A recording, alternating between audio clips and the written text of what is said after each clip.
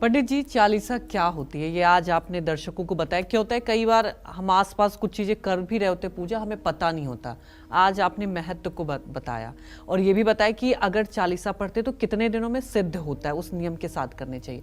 पंडित जी, लेकिन अलग अलग चालीसा, जैसे अभी आप जिक्र भी कर रहे थे, शिव चालीसा होता है, दुर्गा चालीसा, हनुमान चालीसा, तो उसके बारे में जरा विस्तार से हमारे दर्शकों को बताएं और उसके क्या लाभ होते हैं। क्या अलग अलग चालीसा के अलग अलग मैं पर्पस कह सकती हूँ या उसके अलग अलग लाभ होते हैं? अवश्य।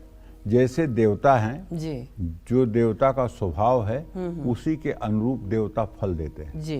अच्छा, जो भी चालीसा पढ़ेंगे सबका ये फिक्स है, जैसे आपने बताया सिद्ध होने के लिए 11 बार 11 बार 40 दिन। जी, ठीक है। हाँ। अब ये आपके पात्रता के ऊपर डिपेंड है।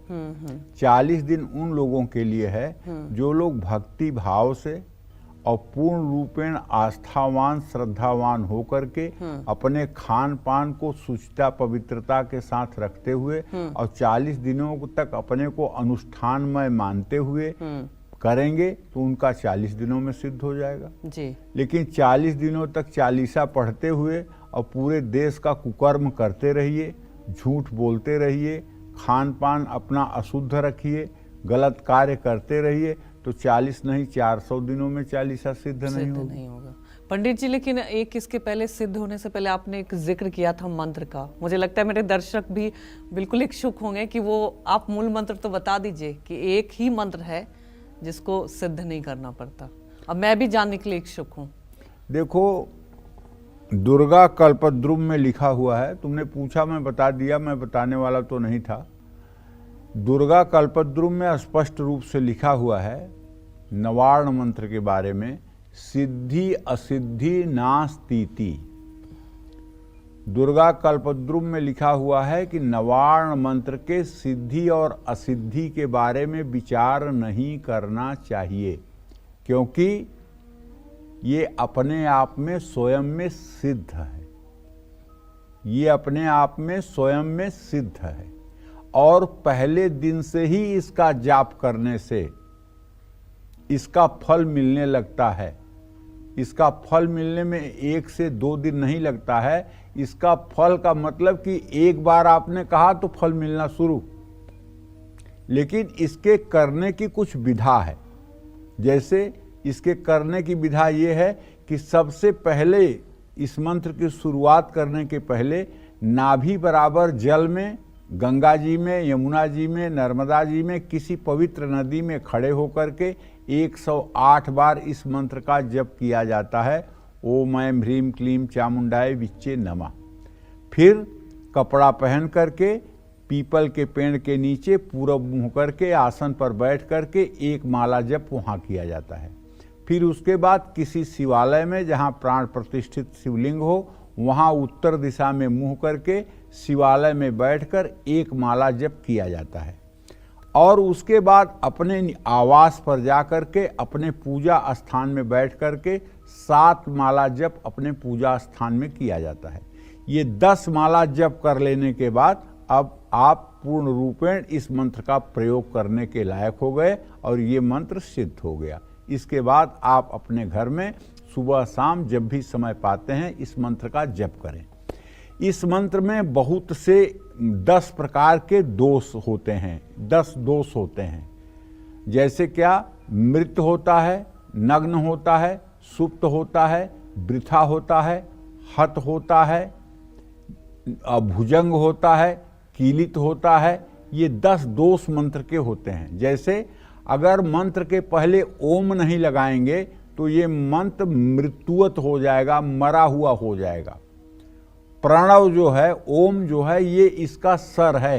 अगर ओम आपने हटाकर केवल ऐं ह्रीं क्लीं चामुंडाय विच्चे कहा तो ये मृत मंत्र है, जीवित मंत्र नहीं है। ऐसा दुर्गा कल्पद्रुम में लिखा हुआ है, पढ़ लीजिएगा।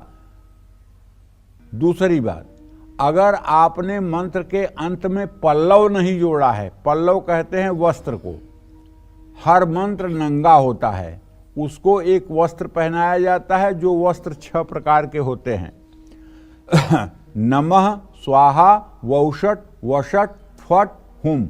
ये 6 पल्लव होते हैं। हर मंत्र के अंत में, कोई भी मंत्र हो, उन मंत्रों के अंत में यही 6 शब्द आते हैं। आप देख लीजिए पूरा विचार करके, चाहे वेद की ऋचा हो और चाहे पुराण की ऋचा हो, उन मंत्रों के अंत में ये 6 में से कोई न कोई जरूर आएगा। तो पल्लव कहते हैं वस्त्र को। नमः शांति पुष्टि के लिए किया जाता है। स्वाहा वशीकरण, आकर्षण और हवन के लिए किया जाता है। वौषट लक्ष्मी प्राप्ति के लिए किया जाता है।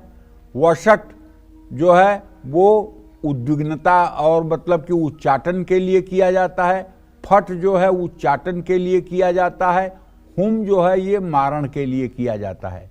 ये 6 प्रकार के वस्त्र हैं, 6 प्रकार के पल्लव हैं जो मंत्र के अंत में अपने मनोकामना के लिए किए जाते हैं। और अगर आप आसन पर नहीं बैठते हैं तो आपका मंत्र सुप्त हो जाएगा। अगर आप इसका न्यास और ध्यान नहीं करते हैं तो मंत्र गूंगा हो जाएगा। और अगर आप अक्षर को आगे पीछे कर देंगे मंत्र के तो मंत्र कीलित हो जाएगा। अगर कोई मंत्र आप निकाल करके मंत्र में से कोई अक्षर गायब कर देंगे तो वो भुजंग हो जाएगा। तो इस तरह से 10 प्रकार के दोष दुर्गा कल्पद्रुम में लिखे हुए हैं। तो जो मंत्र है जिसको सिद्ध करने की जरूरत इस कलिकाल में नहीं है, वो मंत्र है भगवती दुर्गा का। और देवी भागवत में लिखा हुआ है, भगवान कृष्ण की प्राण स्वरूपा देवी हैं श्री राधा। श्री राधा क्या हैं? भगवान कृष्ण की प्राण स्वरूपा देवी हैं। भगवान कृष्ण की प्राण कौन है? श्री राधा। और भगवान श्री कृष्ण की बुद्धि स्वरूपा देवी हैं दुर्गा। राधा का मंत्र है ह्रीम श्रीम राधायै स्वाहा।